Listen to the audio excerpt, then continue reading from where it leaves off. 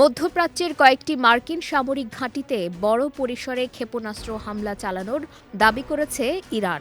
দেশটির রাষ্ট্রীয় গণমাধ্যমের বরাতে জানা গেছে, এই হামলা পরিচালনা করেছে ইরানের শক্তিশালী সামরিক বাহিনী Islamic revolutionary guard corps IRGC.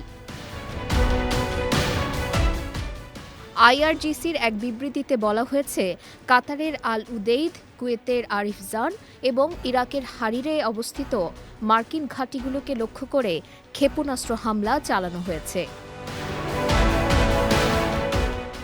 ইরানের রাষ্ট্রীয় সংবাদ মাধ্যম জানায়, এই অভিযানে মধ্যপ্রাচ্যে অবস্থানরত যুক্তরাষ্ট্রের পঞ্চম নৌবহরকেও লক্ষ্যবস্তু করা হয় এবং এতে মার্কিন সামরিক বাহিনীর অপারেশনাল অবকাঠামোর ক্ষয়ক্ষতি হয়েছে বলে দাবি করা হয়েছে। তবে এই হামলার বিষয়ে এখনও আনুষ্ঠানিক কোনো মন্তব্য করেননি মার্কিন কর্মকর্তারা।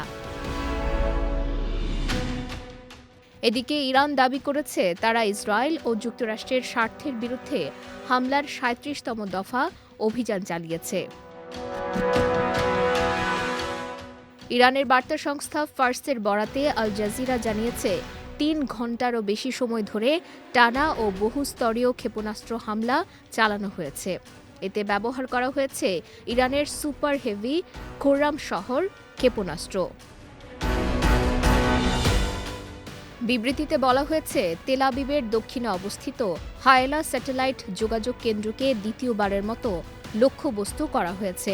পাশাপাশি সামরিক স্থাপনা লক্ষ্য করে হামলা চালানো হয়েছে বীর ইয়াকুব, পশ্চিম জেরুজালেম ও হাইফা এলাকায়।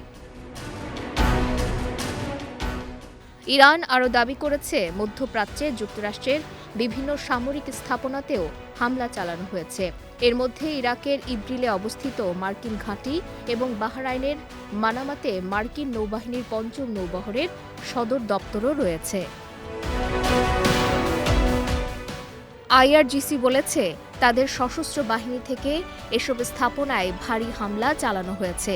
বিবৃতিতে আরও বলা হয়েছে, ইরানের লক্ষ্য পূরণ না হওয়া পর্যন্ত এ ধরনের হামলা অব্যাহত থাকবে এবং এই যুদ্ধে তারা শত্রুর পূর্ণ আত্মসমর্পণ ছাড়া অন্য কিছু ভাবছে না। বিজয় টিভি নিউজ ডেস্ক।